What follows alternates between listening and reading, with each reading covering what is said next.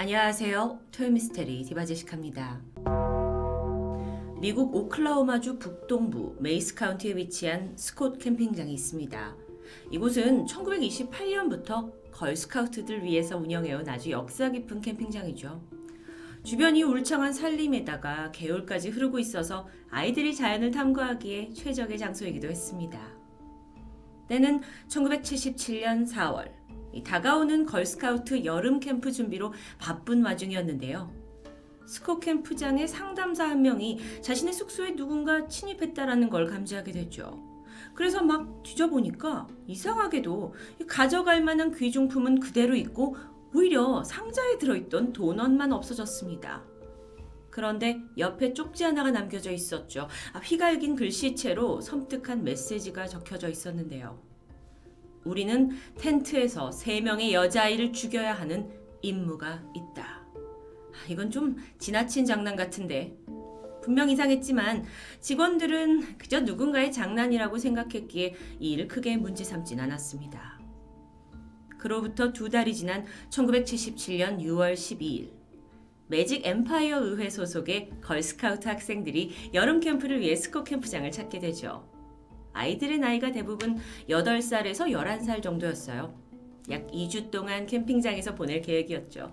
아이들이 너무 설레었기 때문에 막 이것저것 돌아보고 싶었지만 아쉽게도 그날은 강한 폭풍우가 예보되어 있어서 소녀들은 일정을 취소한 채 각자의 텐트로 흩어집니다. 이 스콧 캠프장은요, 총 면적이 410에이커, 이게 감이 잘 안 오실 텐데 축구장 약 165개의 사이즈에 달하는 정말 거대한 규모입니다. 각각의 구역은 인디언의 이름을 딴 명칭으로 불렸고요. 아이들은 팀을 나눠서 각각의 구역에 배정이 되죠. 한 구역에는 학생용 캠핑 텐트들과 또 그 아이들을 담당한 지동 교사의 텐트가 자리 잡고 있습니다. 그 중에서 가장 외진 곳에 위치한 이 카이오와 구역에는요, 총 27명의 걸스카우트 소녀가 각각의 텐트에 배정되게 되는데요. 이 중에서 8살의 로리 파머, 9살의 미셸 구스, 그리고 10살이던 도리스 밀러는 지도교사 텐트와 가장 멀리 떨어져 있던 8번 텐트에서 묵게 됩니다. 아이들은 폭우가 쏟아지는 가운데 비를 피해서 일단 일찍 텐트로 들어왔어요. 그리고 짐을 풀고 그날 밤에는 가족들에게 편지를 쓰면서 자유롭게 시간을 보내게 되죠. 그리고 늦은 밤, 이 카이오와 구역의 담당 지도교사였던 칼리 화이트 씨는 우연히 캠핑장 주변의 숲속에서 희미한 불빛을 목격합니다. 저게 뭐지? 싶어가지고 확인차 자신의 플래시를 그쪽으로 비췄죠. 근데 이걸 느꼈는지 그 불빛이 순간 사라져버렸어요. 칼리 선생님은 대수롭지 않게 여기고는 다시 자신의 텐트로 돌아가서 잠을 청했습니다. 하지만 잠시 후 그 불빛이 켜졌고요. 빠르게 카이오와 구역의 북서쪽으로 이동하고 있었죠.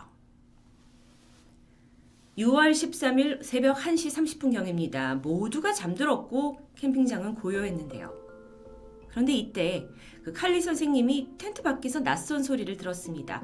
뭔가 약간 저음의 개구리 울음소리랄까?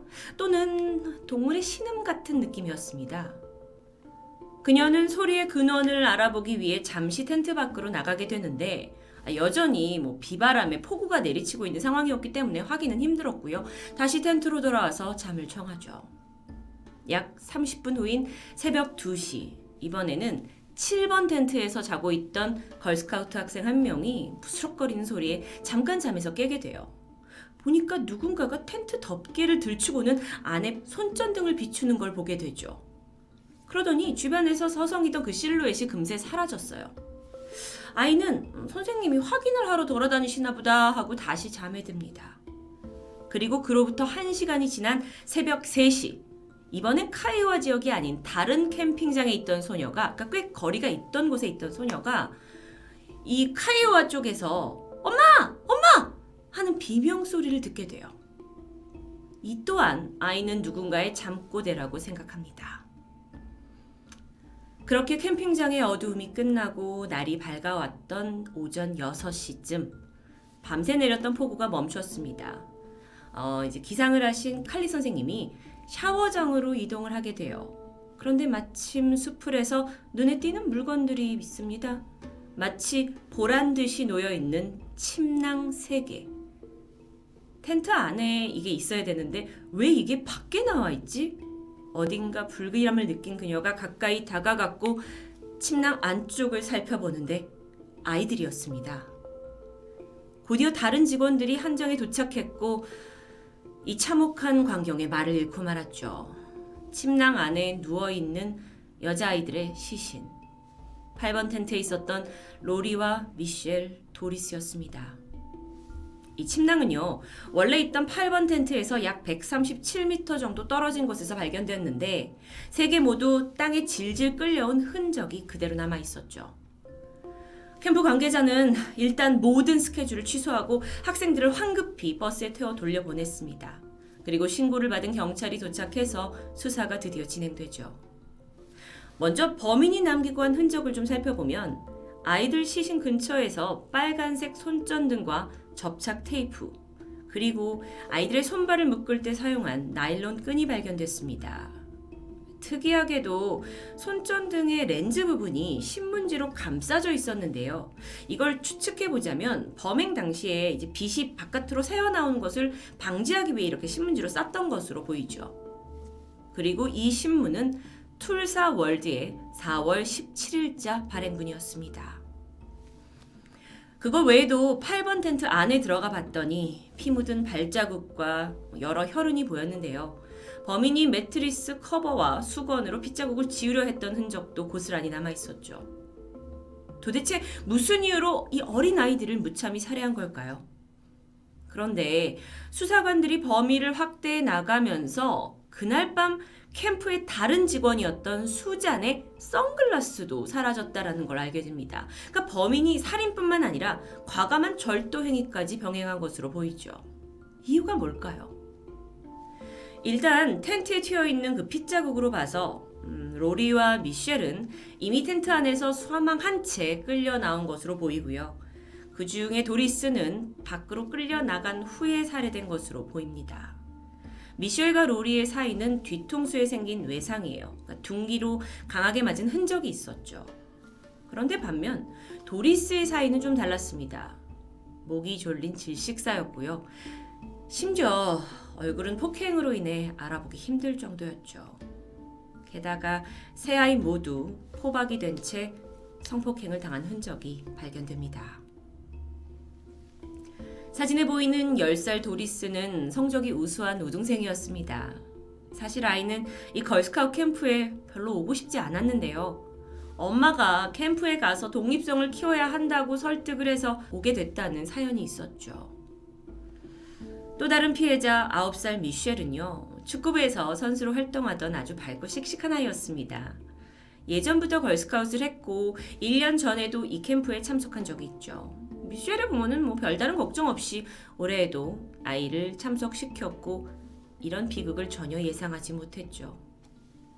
마지막 피해자 8살의 나이, 이 캠프 참가자 중에서 가장 어렸던 로리예요. 근데 한 학년을 월반할 정도로 아주 영리한 아이였는데요. 여름방학 동안 뭘 할지 고민하다가 엄마가 걸스카우트 캠프에 가는 게 어떨까라고 제안을 해서 오게 됐는데 로리가 사망한 후에 엄마는 나 때문에 딸이 죽었다는 죄책감에 시달렸고 오랫동안 힘든 시간을 보내게 됩니다. 어쨌든 다시 사건으로 돌아가서 걸스카우트 캠프에서 이런 끔찍한 살인사건이 벌어진 이후에 수사당국은 당연히 용의자를 찾기 위해 총력을 다하죠. 특히나 이 성폭행 흔적을 기반으로 해서 근처의 정신병원과 교도소에 성범죄 이력을 가지고 있는 그런 환자들의 명단을 요청하게 되는데 그중 유독 수사관들의 눈에 들어오는 한 사람이 있었습니다. 그의 이름은 진 리로이 하트. 스콧 캠프장 근처에서 태어났어요. 그리고 평생을 여기서 자란 체로키족 인디언이었죠. 하지만 동시에 2명의 임산부를 납치한 후에 강간한 죄로 무려 308년형을 선고받은 강력범이기도 했습니다. 그는 4년 전 교도소를 탈옥해서 도주 중인 상태예요. 심지어 그의 어머니 또한 이 스콧 캠프장에서 800m도 떨어지지 않은 가까운 곳에 살고 있었죠. 범죄 이력에다가 지리적인 부분까지 경찰은 강한 심증이 갔습니다. 하지만 이것만으로는 부족해요. 그렇게 사건이 벌어진 지 3일째 되던 날입니다. 우연히 2명의 사냥꾼이 캠핑장에서 약 5km 정도 떨어진 동굴 입구에서 밀가루 자루를 발견합니다. 근데 마침 이곳이 좀 높은 곳에 있어서 캠핑장이 멀리서도 보이는 그런 곳이었다고 해요. 경찰이 내부 수색을 시작을 했고 여기서 이상한 것들이 발견되는데 일단 신원을 알 수 없는 여성들이 찍혀있는 사진 2장이 발견됐고요. 비닐과 테이프, 신문지 그리고 깨진 선글라스입니다. 잠깐 버려져 있는 그 신문지를 살펴봤어요. 그랬더니 이게 툴사월드의 4월 17일 판 기억하시죠? 살해 현장에서 손전등을 감싸고 있던 것과 일치합니다. 또한 확인해보니 그 깨진 선글라스도 캠프 직원이었던 수잔의 것이었죠. 이걸로 이 동굴이 범인의 은신처였다는 것이 확실해졌습니다. 그렇다면 여성들이 찍혀있던 이 사진의 정체는 무엇일까요? 이때 한 수사관이 이미 진 하트를 용의자로 강하게 의심하고 있던 차에 이 사진 2장 중에 하나에 찍혀있던 여성이 진 하트의 아내와 매우 닮았다라는 점에 집중합니다. 게다가 진 하트가 교도소에서 사진 작가를 도와서 인화 작업에 참여했다라는 기록도 밝히게 되죠. 여전히 이게 사진으로만 추정하기에는 다소 억지스러운 것 같지만 마음이 급했던 걸까요? 수사관들은 진 하트를 용의자로 지목하고 수배를 내리고는 수백 명의 인력이 투입됩니다. 하지만 원주민이던 그는 이미 주변 지리에 너무 밝았고요. 인근에는 200명이 넘는 자신의 친척들이 살고 있어요. 그래서 이들의 도움을 받아서 번번이 경찰의 수색을 피해서 도망갈 수 있었죠. 그렇게 사건 발생으로부터 한 달이 지난 7월이 됐습니다. 이때 또 아주 미스테리한 일이 벌어져요. 경찰은 여전히 그 캠핑장 주변에 수사본부를 차려놓고 용의자를 수색하던 중이었는데 마침 숲에서 낯선 남자의 실루엣을 봤다는 목격담이 제보됐고 수사관들이 곧장 숲으로 출동했죠. 하지만 별다른 특이점을 찾진 못했습니다. 그렇게 실망을 하고 본부로 돌아왔는데 뒷문 계단에 처음 보는 웬 운동화가 놓여 있는 거예요. 그리고 이 신발에는 손글씨로 이름이 적혀 있는데 바로 도리스 밀러. 피해자 중 한 명의 이름이죠. 분명 누군가가 여기에 일부러 갖다 놓은 듯한데 그게 누구였는지 끝까지 밝혀지지 않습니다. 범인의 장난일까요? 그렇게 시간이 흘러 1978년 4월 6일이 됐습니다. 진 하트의 수배가 내려진 지 10개월 만인데요. 드디어 그가 캠핑장에서 약 70km 떨어진 한 숲속의 오두막에 있다는 정보가 입수됐죠.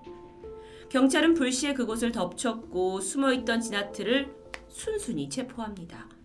그렇게 희대의 살인마가 잡히면서 이 사건이 해결되는 듯 했지만 사실 진 하트가 범인이라는 결정적인 증거는 부족한 상황입니다. 그나마 은신해 있던 곳에서 작은 손거울을 하나 발견했는데 이게 스콧 캠핑장에 있던 다른 직원의 것이라는 게 밝혀지죠. 그러니까 가져온 거예요. 하지만 이것만으로 살인을 했다고 입증하긴 부족합니다. 경찰은 피해자의 손을 결박했던 그 테이프 기억하시죠? 여기에서 진 하트의 머리카락과 일치하는 DNA가 검출됐다라고 주장을 하지만 사실 1970년대만 해도 DNA 검사를 신뢰할 수는 없는 수준이었다고 해요.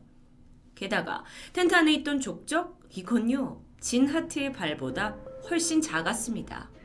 손전등에서 발견된 지문 역시 일치하지 않았죠.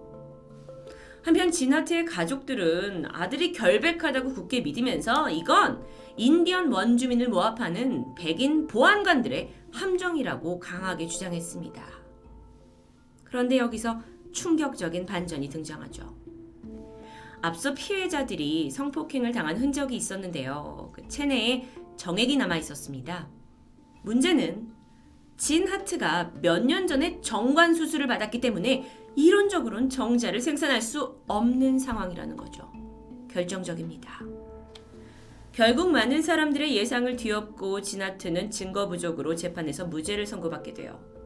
하지만 여전히 과거에 저지른 성폭행 범죄가 있었기 때문에 305년의 형량이 남아 있었습니다. 그래서 다시 교도소로 돌아갔고요. 공교롭게도 걸스카우트 살인 사건이 벌어진 지 약 2년이 됐을 때 1979년 6월 4일 34살의 나이로 조깅을 하다가 심장마비로 사망합니다.